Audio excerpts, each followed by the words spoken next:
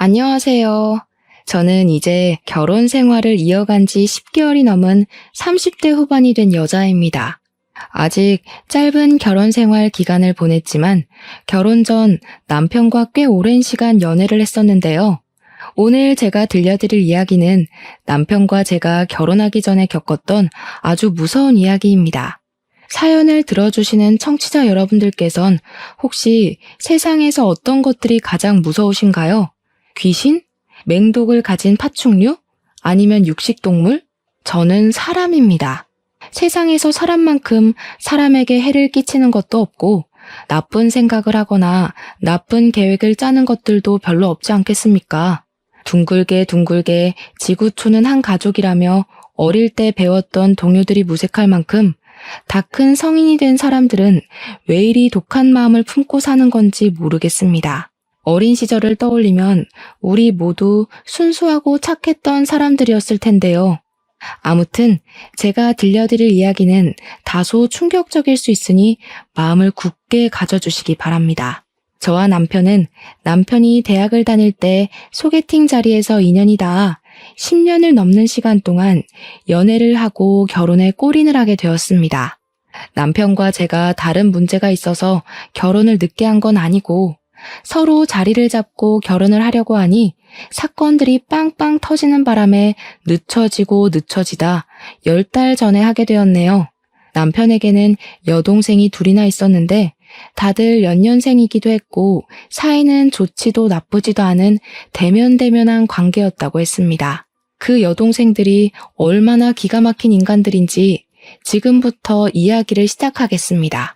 제 남편은 어린 시절부터 아주 부유한 가정에서 자랐다고 했습니다. 우리가 생각하는 일반적인 부유한 가정 말이죠. 집에 그랜드 피아노도 있고 2층 집에 살고 마당도 있어서 반려견과 뛰어놀기 딱 좋은 그런 환경 말입니다. 우리 남편에게는 부족함 없이 모든 걸 채워주신 시부모님이셨는데 남편의 어머니, 그러니까 친모가 일찍 세상을 떠나게 되었다고 했습니다. 우리 남편이 아직 어릴 때 암이라는 몹쓸 병에 걸리는 바람에 투병 생활을 꽤 힘들게 하시다가 돌아가셨는데요. 시부는 일을 하느라 바빠서 친모를 잘 챙기지 못했다고 하더라고요. 소 잃고 외양간을 고친다고 친모가 죽고 나서야 시부는 뼈저린 후회와 반성을 하게 되었고 2번의 실수는 하지 않겠다고 다짐을 했다고 합니다.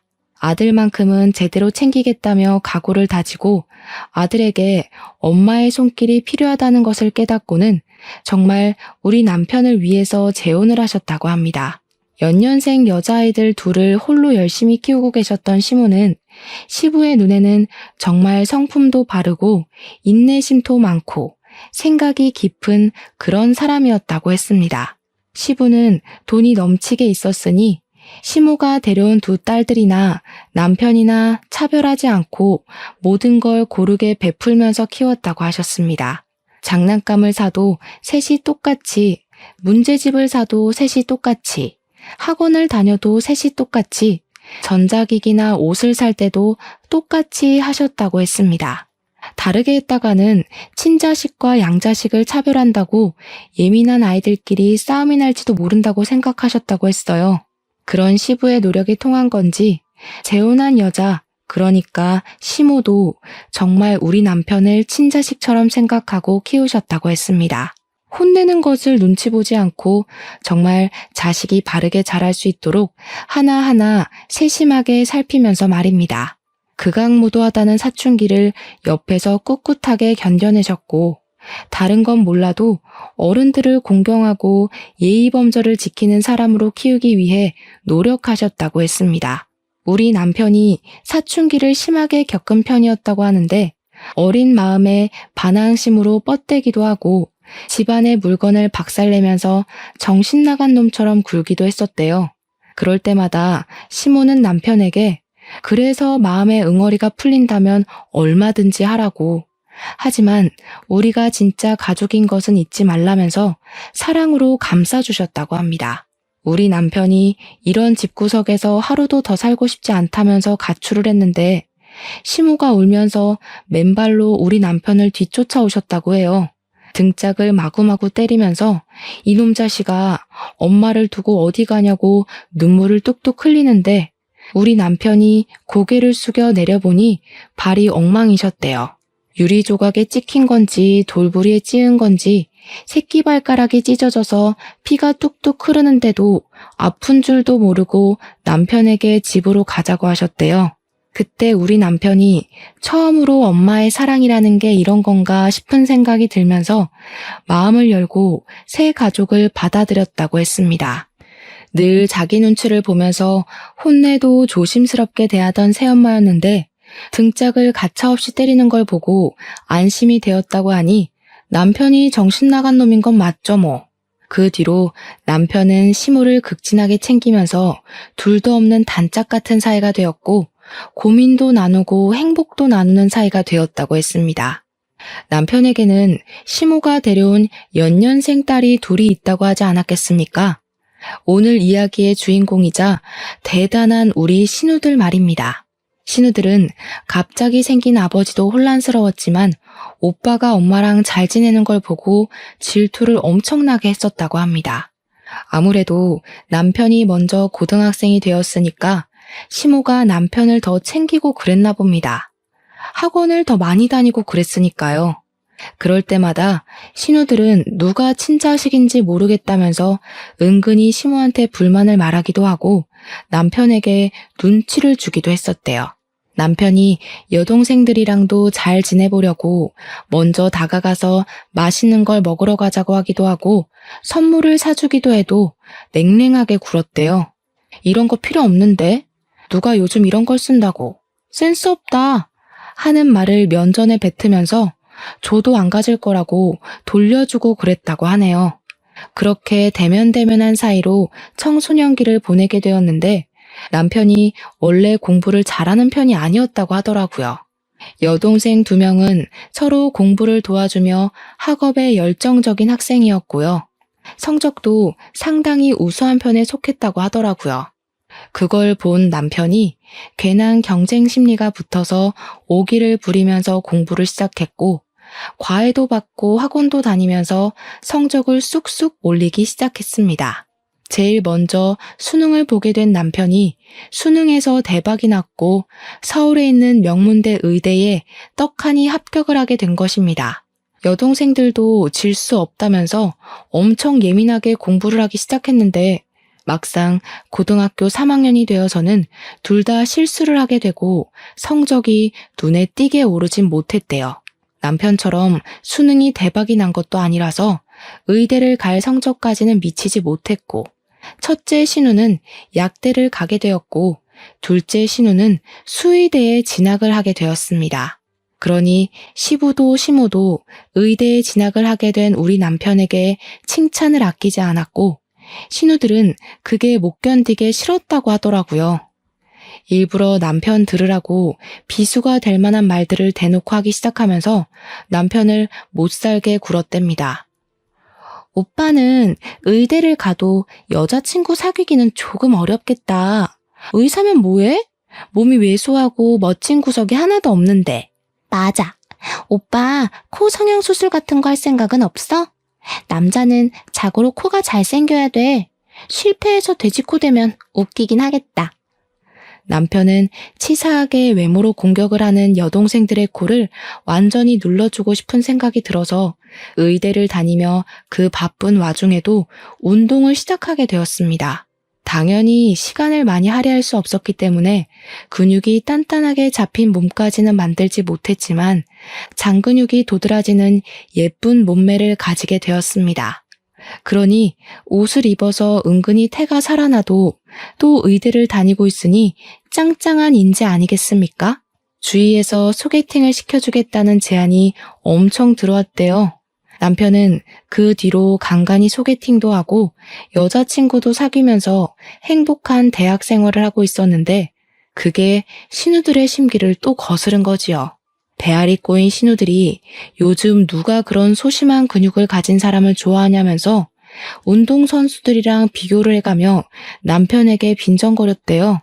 여동생들이 대놓고 시비를 걸고 못살게 구니 시모는 남편에게 더 미안한 마음이 들었고 티가 나게 남편을 챙겨주며 잘해주게 된 거죠. 신우들은 엄마는 자기 마음을 모른다면서 반항하기 시작하고 집안은 악순환이 돌고 돌았다고 했습니다. 그러던 어느 날 군대도 다녀오고 의대 졸업을 앞두게 된 남편과 제가 소개팅을 하게 되었습니다. 저는 평범한 가정에서 자란 편이라고 말을 하고 다니지만 형사인 아버지를 따라서 경찰이 되는 게 꿈이었던 여자였습니다. 피나는 노력 끝에 경찰대학에 진학을 하게 되었고 저도 어디 가서 빠지는 환경은 아니었기 때문에 건너 소개로 남편을 만나게 되었던 것입니다. 소개팅 자리에서 만난 남편은 무척이나 자상한 편이었고 무엇보다 여자의 기분을 빠르게 알아채는 사람이었습니다. 한눈에 반할 정도로 잘생긴 얼굴은 아니었지만 어디 데리고 다니기 쪽팔린 얼굴은 아니었고 평범한 외형을 가지고 있었습니다. 제가 외모를 그렇게 따지는 편은 아니었거든요. 제 취미가 영화 감상이었는데 남편도 틈이 나면 영화를 꼭 보러 다니더라고요.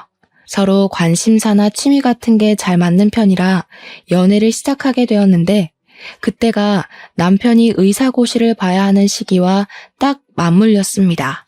의사고시 합격을 해야 면허가 나왔기 때문에 남편은 공부에 집중을 했어요. 흉부외과에 가고 싶다는 목표가 뚜렷한 사람이었거든요. 자신의 손으로 많은 사람들을 살리는 의사가 되고 싶다는 꿈이 있었기에 저는 공부하는 남편을 방해하지 않으며 응원을 하고 지지하고 있었습니다. 그때 저는 경찰대를 졸업하고 전술 지휘 과정을 이수하고 보직 근무를 막 시작할 시기였습니다. 그래서 저도 새로운 환경에 적응을 해야 하는 시점이라 무척이나 바쁘게 하루를 보내고 있었는데 남편 집이 마당이 딸린 집이었다고 하지 않았겠습니까? 남편에게는 청소년기 시절부터 키웠던 아주 오래된 반려견이 한 마리 있었는데 자식들이 전부 바쁘니까 시모가 맡아서 키우고 있었던 반려견이었습니다. 정말 똑똑하고 사람을 좋아하고 말도 잘 듣는 반려견이라서 저도 몇 번 본 적이 있었는데 정이 가는 그런 놈이었습니다. 남편이 10년을 키운 반려견이라 그런지 몸에 좋다는 사료부터 시작해서 미용도 꼼꼼하게 해주며 키우고 있었습니다. 나이가 있는 것 치고는 잘 뛰어놀고 건강도 괜찮아서 오래오래 함께 살 것이라고 생각했던 반려견이었습니다. 둘째 신우가 수의대에 진학을 하게 되면서 반려견의 건강도 잘 챙기게 되니 사실 걱정할 게 전혀 없는 상태이기도 했습니다. 남편이 의사고시를 볼 시점에 이미 둘째 신우는 수의사로 동물병원에 취직을 해서 일을 하면서 돈을 벌고 있었습니다. 남편은 반려견의 건강검진을 받기 위해서 둘째 신우가 일을 하는 동물병원으로 가게 되었는데 이것저것 둘째 신우가 검사를 하더니 심각한 표정을 짓더랍니다. 반려견에서 심장 사상충이 발견이 되었다면서 이미 꽤 진행이 된 상태였다고 오래 살기는 힘들 것 같다면서 마음의 준비를 했다는 겁니다. 그러기엔 아픈 기색이 전혀 없었던 터라 남편은 무척이나 멘탈이 흔들리게 되었고 둘째 신우에게 어떻게 치료를 하면 되냐고 물어보았대요. 일단 심장 사상충 약을 쓰긴 써야 하는데 이미 진행이 많이 되어서 어찌 될지는 모르겠다고 매일 약을 먹이라고 치료제를 처방해줬다고 합니다. 그런데 정말 아픈 게 맞았는지 약을 쓰는데도 점점 기력을 잃어가던 반려견이 글쎄 동물병원에 입원을 하게 되었습니다. 저랑 남편이 번갈아 가며 병원에 찾아도 가고 좋다는 수액도 일부러 맞추고 그랬는데도 증상이 심해지고 제대로 숨도 쉬지 못하더라고요. 서서히 눈을 감더니 결국 남편 의사고시 전전날에 반려견이 무지개 다리를 건너게 되었습니다. 시험에 집중을 하지 못한 남편은 결국 시험을 망치게 되었고 의사고시를 재수하게 되어버렸습니다. 늘 성적이 괜찮고 실습도 잘해서 탁과에서도 탐을 내던 인재였는데 의사고시를 재수하게 되니 주변 사람들이 이상하게 생각했습니다. 남편은 반려견이 무지개 다리를 건넜다는 충격과 더불어 시험까지 떨어지게 되면서 완전히 폐인처럼 지내기 시작했고 자괴감에 빠지게 되었습니다. 저는 그런 남편이 다시 한번 일어설 수 있도록 꾸준히 멘탈 케어를 해줬고 용기를 줬습니다. 남편은 다시 공부를 시작하게 되었죠. 하지만 남편의 가슴 한편에는 늘 그 반려견이 함께 있었습니다. 신우들이 같이 살기 시작한 이후에 데리고 왔던 반려견이었으니까 신우들도 10년 이상을 같이 살았던 반려견이었는데요. 거기다가 둘째 신우는 수의사로 일을 하고 있었으니까 반려견이 얼마나 소중한 존재인지 충분히 인지를 하고 사는 사람이었거든요. 그런데도 불구하고 개 장례를 치러주는데 코빼기도 비치지 않더라고요. 몇 번 본 저도 참석을 했는데 말입니다. 첫째 신우는 바빠 죽겠는데 굳이 그런 것까지 해가면서 유난스럽게 굴어야 하냐고 시모에게 자기는 부르지 말라고 했다는 거예요, 글쎄. 반려견에게 가장 큰 애정을 쏟아부었던 시모와 남편만 눈을 꼭 감고 미동도 없이 누워있는 반려견을 화장하면서 엉엉 울더라고요. 물론 저도 눈물이 찔끔 나오긴 했습니다. 그 맛없는 약을 먹고 병원에 입원해 치료를 받으면서도 한 번을 짖지 않던 순한 멍멍이였거든요. 저도 몇 번 안 봤지만 눈물이 찔끔 날 정도로 마음이 아팠는데 신우들은 어찌 그리 차갑게 대할 수 있는지 진짜 사이코패스가 따로 없다고 생각했습니다. 저희는 화장을 해서 뼈가루가 된 반려견의 유해를 집 마당에 잘 묻어주고 반려견이 평소에 좋아하던 개껌도 놓아주었습니다. 남편과 연애를 한 지도 시간이 꽤 흘렀고 남편은 그 다음 해에 치러진 의사고시에서 우수한 성적을 내면서 당당하게 의사 면허를 취득하게 되었습니다. 본격적으로 흉부외과를 선택한 남편은 일이 바빠 잠을 잘 시간이 부족할 정도로 공부를 하며 의료기술을 익혀나가기 시작했습니다. 저도 경찰서에 발령을 받아 근무를 하게 되면서 각종 범죄 신고에 출동을 하느라 하루가 어떻게 흘러가는지도 모르게 지냈습니다. 남편과 다 죽어가는 몰골로 다크서클을 턱 밑까지 끌어내리고 데이트를 하는 도중에도 서로의 직장에서 연락이 오면 뛰쳐나가야 했습니다.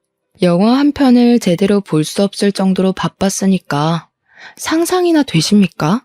그러던 도중에 집안이 조용하다고 우울해하는 시모를 위해서 남편은 새 강아지를 입양하기로 결심을 했습니다. 시모와 함께 유기견 센터에 가서 시모가 제일 눈이 가는 강아지를 입양해 왔다고 했습니다. 저는 남편을 칭찬해 주었죠.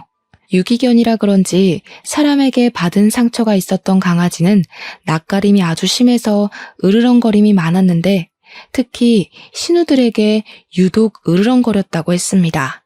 솔직히 제가 제3자의 눈으로 봐도 싹수가 없어서 정이 가지 않던 신우들인데 낯가림 심한 강아지는 더할 수도 있겠다 싶었습니다. 저는 은근히 강아지가 신우들을 좀 괴롭히고 물기도 했으면 좋겠다고 생각할 정도였으니까요. 남편은 반려견을 정말 좋아해서 틈이 나면 같이 산책도 나가고 정을 붙이게 하려고 놀아주기도 하고 하면서 지냈는데 정말로 사건이 일어나게 된 것입니다.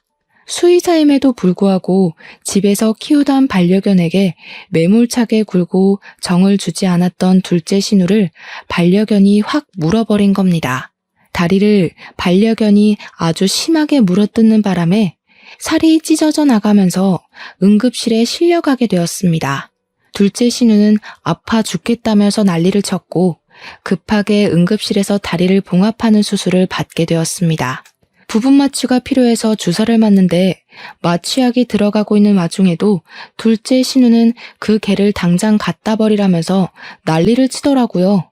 아니, 수의사씩이나 되어서는 반려견의 행동도 확인하지 않고 보살피지도 않는 주제에 파양을 하라는 말이 나오는지 남편은 어이없어 했습니다.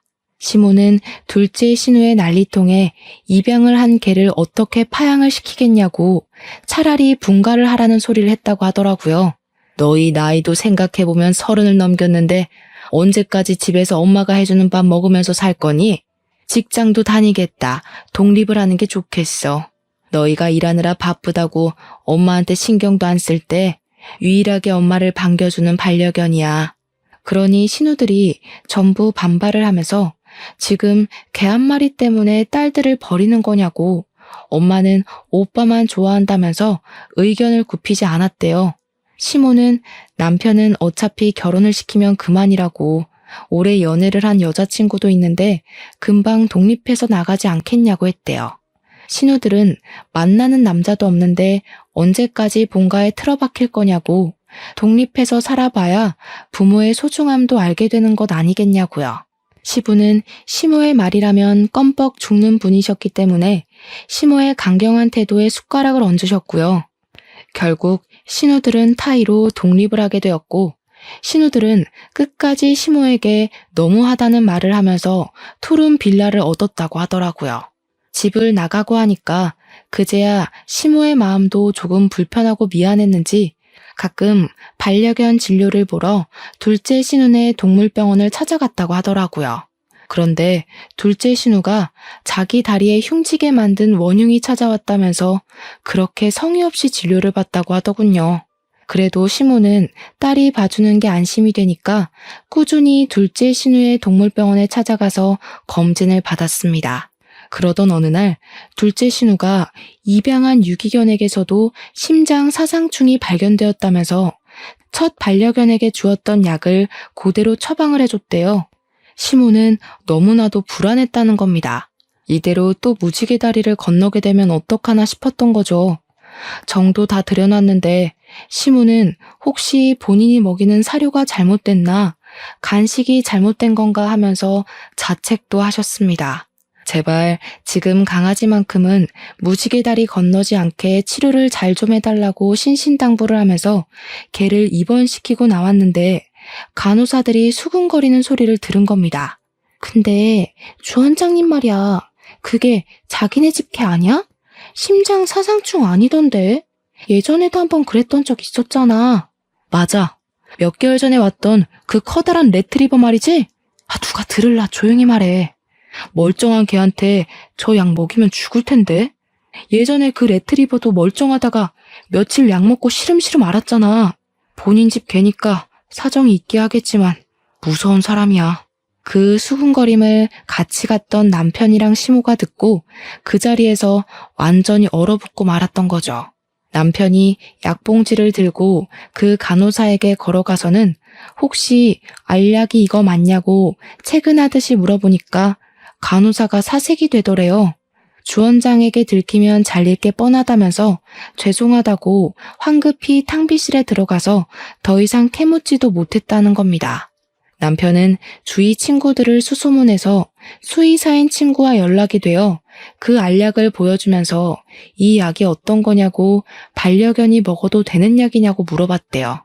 그러니까 그 친구가 하는 말이 이 약을 어디서 구한 거냐고, 멀쩡하든 아프든 이 약을 먹으면 죽는 약이라고, 개들한테는 안락사 할 때 쓰는 약이나 다름없다고 했다는 겁니다. 남편은 그 이야기를 듣고 정말 온몸에 소름이 끼치고 열이 받아서 바로 시모한테 이 사실을 알렸대요. 어떻게 수의사가 되어서 일부러 개를 죽이려고 그런 짓을 할 수 있는 건지. 두 번째 반려견이야 다리를 물어서 그랬다고 100번 1000번 이해하려고 애를 썼대요. 근데 첫 번째 레트리버는 도무지 그럴 일도 없었는데 왜 그런 짓을 한 건지 아무리 생각해도 모르겠더랍니다.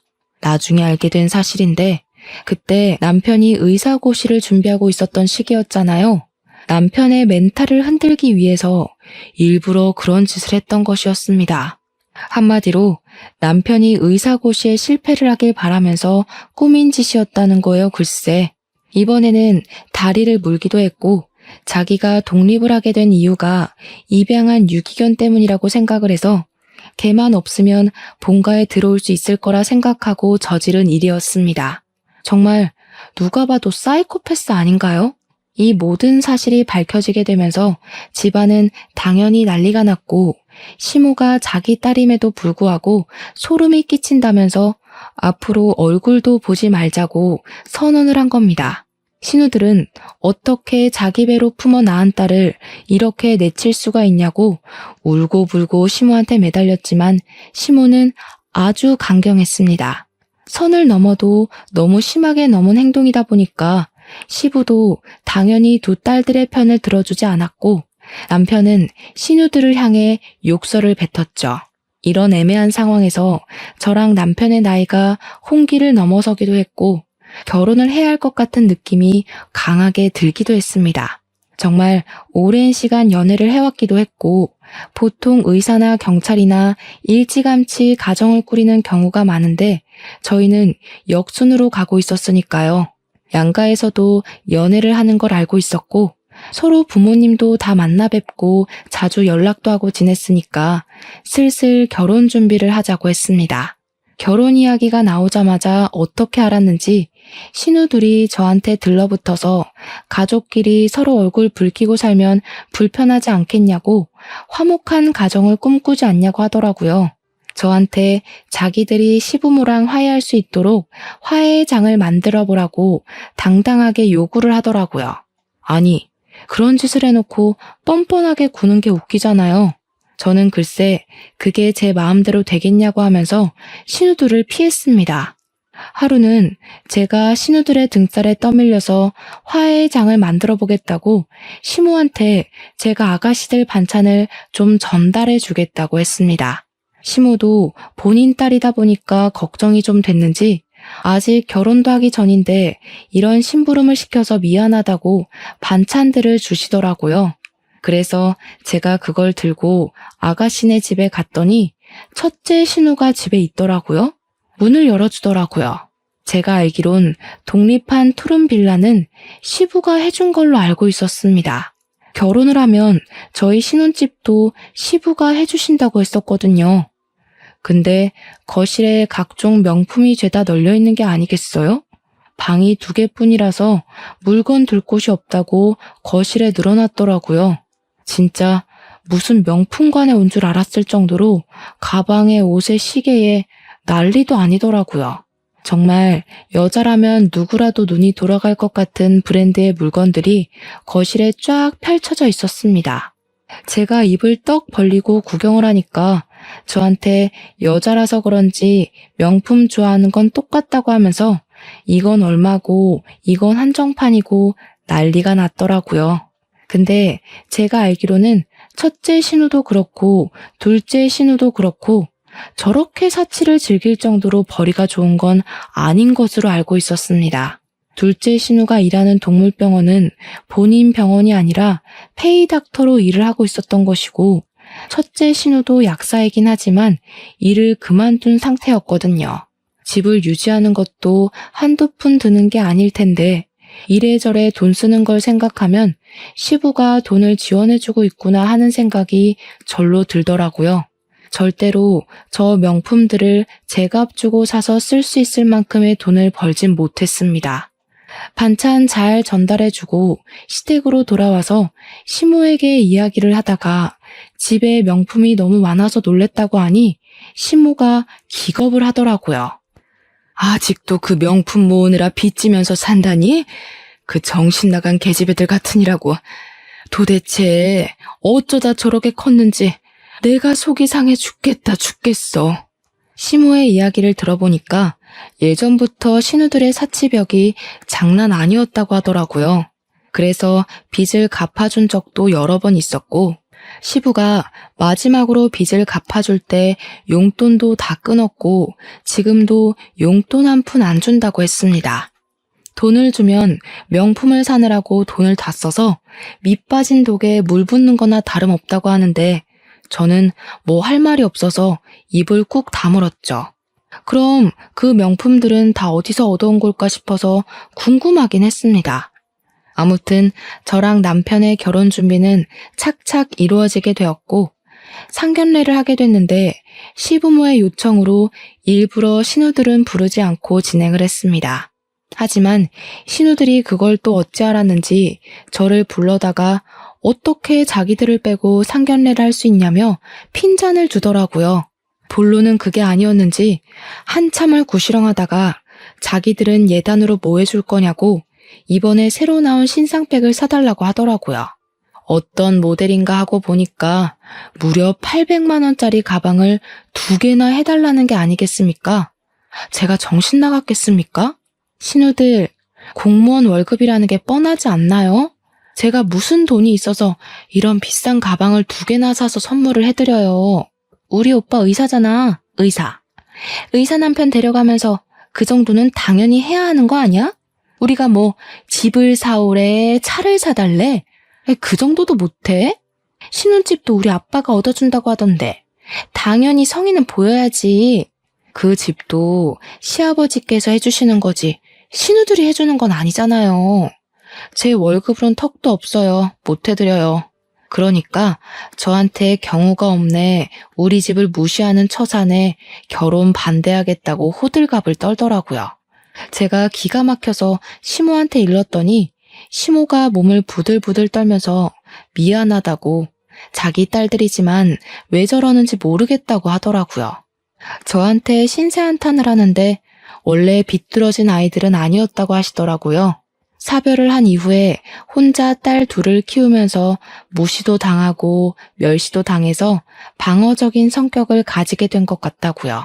부자 새아빠를 만나서 부족함 없이 살고 있지만 지 오빠가 뭐든 자기들보다 잘하니까 자격지심이 생긴 것 같다면서 눈물을 훔치셨습니다. 외적으로 치장하고 돈을 쓰는 것으로 위안을 삼는 것 같다며 정신병원이라도 보내야 할 것 같다는 말에 저러다가도 정신 차리는 날이 올 거라고 위로를 했습니다. 정신을 차리기는 개뿔. 신우들은 평생이 가도 정신을 차리지 못할 게 분명합니다. 어느 날 시댁으로 소송장이 하나 날아왔다고 하더라고요.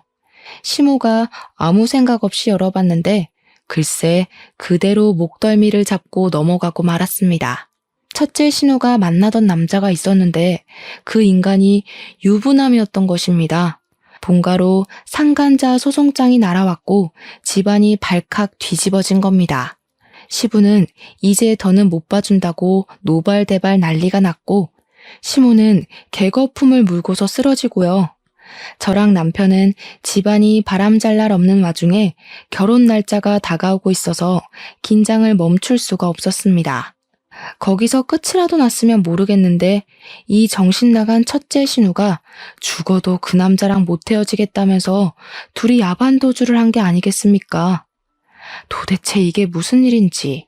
제 직업이 경찰이다 보니까 시부모님은 저한테 신우의 행방을 찾아달라고 하는데 원래 성인은 실종 신고가 잘 안 되거든요. 특히 신우처럼 자의로 집을 나간 사람을 찾아봐야 뭐 어쩌겠습니까. 시간이 흐르고 흘러서 저와 남편의 결혼식을 일주일 앞둔 날, 그날이 첫째 신우가 가출을 한 지 4개월이 되던 날이었습니다. 첫째 신우가 돈이 다 떨어진 건지 시모한테 공중전화로 연락을 하게 된 것입니다. 돈이 필요하니까 잠깐만 만나달라고 애걸복걸했대요. 시모는 4개월 만에 처음으로 딸에게 연락이 왔으니 얼마나 보고 싶었을까요? 버선발로 신우를 본다고 뛰어나가다가 교통사고를 당하게 되었습니다.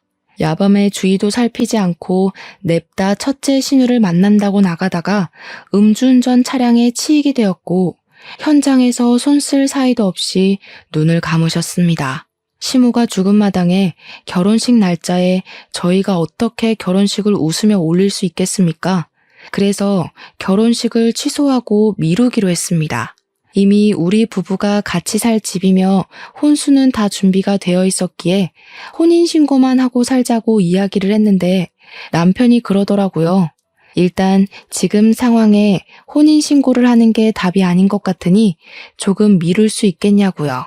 저희가 결혼식을 올리고 1년을 같이 살아본 이후에 혼인신고를 하기로 약속을 하기도 했고 손해볼 건 아닌 것 같아서 알겠다고 했습니다.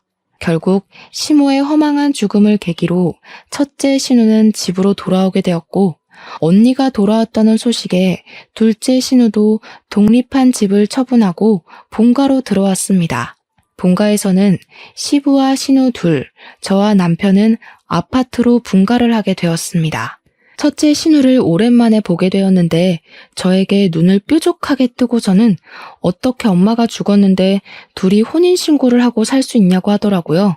뭔 상관인가 싶긴 했지만 1년 뒤에 혼인신고하기로 했다. 시모 죽음은 우리도 안타깝게 생각하고 있다고 명복을 빌고 있다고 했습니다. 그렇게 조용해지나 싶었는데 엎친 데 덮친 격으로 시부가 건강검진을 갔다가 암을 발견하게 되었다는 연락을 받게 되었습니다. 혹인 줄 알았는데 모양이 이상해서 조직 검사를 해보니 암이라는 결과가 나왔다는 것입니다. 물론 위치가 나쁘지 않아서 항암 치료를 하면 호전될 가능성이 농후하지만 전이가 되기 시작하면 답이 없다고 하더라고요. 전이라는 게 멈추라고 해서 멈추는 것도 아니고 무엇보다 의사인 남편이 잘 알고 있는 분야이기도 하니까요. 남편은 시모도 잃고 얼마 지나지 않아 시부까지 암 판정을 받으니 우울증까지 찾아오게 되어서 힘들어 죽으려고 했습니다. 당연히 우리 남편은 일이 손에 잡히지 않아 실수를 하는 일이 잦아졌고 동료들에게서도 평판이 점점 떨어지기 시작했습니다. 남편은 저에게 일을 쉬고 싶다고 말을 했고 저는 그런 남편의 정신 건강이 회복되는 것이 우선이 되어야 한다고 생각해서 쉬라고 이야기를 했습니다. 시부가 어떻게 될지 모르는 마당에 일을 하는 것보단 시부를 잘 보살피는 것이 자식된 도리로서 해야 할 일이라고 생각을 했습니다. 그래서 저희는 더 자주 시댁에 방문을 하게 되었는데 그때마다 신우들은 시부 눈치를 보고 있고 시부는 한숨만 푹푹 쉬고 있었습니다. 신우들 때문에 스트레스 받아서 병세가 더 깊어지는 것 같다고 하는데 무슨 일인지는 말을 하지 않으시더라고요. 저랑 남편은 대충 또 사고를 쳤나 보다 하고 말았는데요. 제가 출근을 하고 범인의 행적을 쫓던 어느 날 급하게 연락을 받게 되었습니다. 남편이 갑자기 본가에서 쓰러졌다는 연락이었습니다. 저는 놀래서 형사님들에게 양해를 구하고 병원으로 달려가게 되었습니다.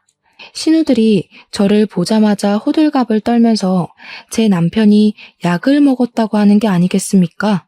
약을 먹다니. 그게 무슨 소리인지 몰라서 손이 벌벌 떨렸습니다. 오빠가 계속 괴롭다, 우울하다 하더니 갑자기 방에 들어가서 약을 먹어버렸어요. 위세척도 하자고 해서 다 하고 처치가 끝났다고 하는데 오빠가 눈을 못 뜨고 있어요.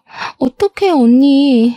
의사 선생님을 만났는데 선생님도 이상하게 약 기운이 다 빠져나간 것 같은데도 의식이 돌아오지 않는다고 간혹가다 이런 환자도 있긴 하니까 지켜보라고 하더라고요. 이대로 눈을 못 뜨고 혼수 상태가 되는 사람들도 있다고 하는데 식은땀이 다 나더라고요. 저는 그때부터 계속 남편 간호를 시작했는데 제가 하는 일이라는 게 하루 종일 병실을 지킬 수 있는 여유가 나지 않는 일이잖아요. 간병인을 두려는데 신우들이 자기들이 지은 죄가 많으니 남편 병간호를 하고 싶다고 하더라고요. 철이라도 든 건지 물론 그 생각은 아주 잠깐이었고요. 시부한테 들었는데 남편이 약을 먹은 날 첫째 신우랑 다투는 소리를 들었다고 하시더라고요. 첫째 신우가 시모 보험금을 홀라당 타먹고서는 그 유부남이랑 노느라 돈을 다 썼다는 거예요. 그걸 남편이 알게 되었고 둘이 한참을 싸웠다고요. 시부가 그래서 요 며칠 계속 한숨만 쉬고 있었고 신우는 눈치를 본 거라고 하더라고요. 그 말을 듣는데 약간 느낌이 쎄했습니다. 우리 남편은 신우의 극진한 간호에도 불구하고 눈을 뜨지 못했고 시부는 저에게 새 삶을 찾으라고 했습니다. 혼인신고도 안 했고 동거만 한 것이니까요. 시부는 항암 치료를 받고 있었지만 점점 쇠약해져 갔고 이제는 둘째 신우까지 일을 그만두고 시부와 남편을 보살폈습니다. 저는 월급의 일부를 신우들에게 송금하며 간병을 부탁했고요. 하루는 일이 조금 애매한 시간에 끝나서 남편의 얼굴을 보러 병실에 들렸습니다. 그런데 간호사들이 모여있는 공간에서 이상한 소리가 들리더라고요. 1102호 환자 조금 이상하지 않아? 약도 잘 안 들어가고 깨어나지 못할 이유가 없는데 피검사는 왜 안 하지? 거기 보호자가 피검사 죽어도 안 한다고 하잖아.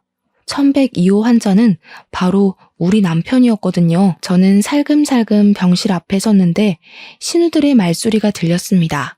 언니랑 오빠랑 혼인신고 안 한 거 맞지? 등본 떼봤다니까. 아빠도 곧 죽을 것 같은데.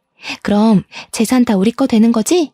저는 그 말을 듣자마자 너무 놀라서 재빨리 휴대폰을 꺼내고 녹음 앱을 눌렀습니다.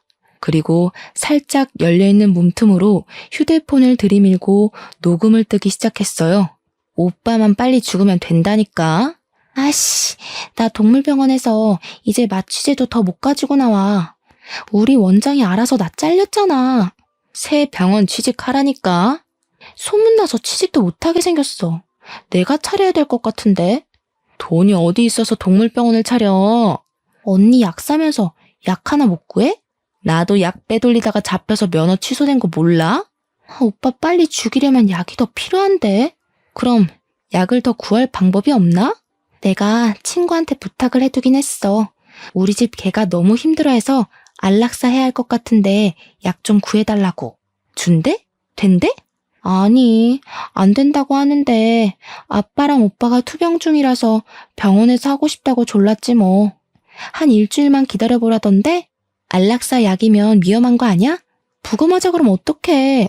피검사도 거절하고 있는데 부검이 안 한다고 하면 장땡이지. 혼인신고 안 한 게 신의 한 수다. 어쩌다가 그렇게 빚을 지게 된 건지 진짜. 한 방에 갚을 수 있는 기회가 생겨서 다행이지. 아니었으면 우리 새우잡이 배라도 탔어야 했을걸. 신우 둘이 낄낄거리면서 웃는데 저는 손이 벌벌 떨려서 휴대폰을 놓칠 뻔했습니다. 그 길로 바로 아버지에게 달려가서 녹음 파일을 들려드렸고 우리 아버지는 범죄라면서 바로 형사들을 데리고 병원으로 가겠다고 하셨습니다. 저는 정확한 증거가 더 필요하다 생각하여 다음날 병원으로 가 신우들 몰래 간호사에게 피검사를 부탁했습니다. 피검사 결과 사람 몸에서 검출될 수 없는 약물들이 나왔고 아빠는 바로 체포영장을 들고 병원에 찾아왔습니다. 병원에서는 신우들과 남편을 격리시켰고 남편에게는 해독제가 투여되었습니다. 신우들은 경찰에 체포가 되었고 끝까지 부정을 했지만 범죄의 증거가 명확하였기에 법의 심판을 받게 되었습니다.